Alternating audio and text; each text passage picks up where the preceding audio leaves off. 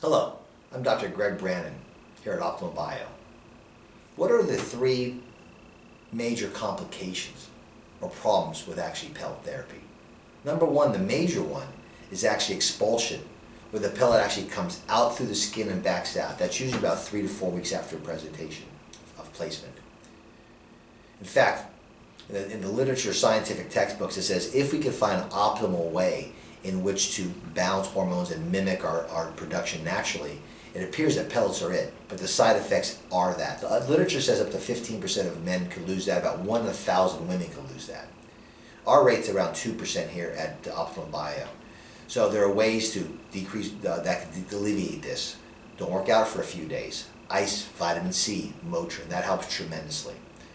Compare that though to an injection once or twice a week as well. So there is many benefits, but expulsion is the big thing we got to work on. Number two, hair loss.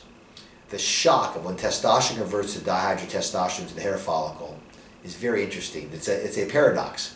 Hair, you can thin here, but you grow hair here or grow hair here. It's a paradox how testosterone works. So we can actually help alleviate that a little bit because it's once the body adapts to it. Because remember, we're putting our levels in optimal physiological levels, not super physiological.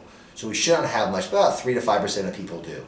But biotin, B7 helps, collagen, saw palmetto, which blocks this enzyme called 5-alpha reductase.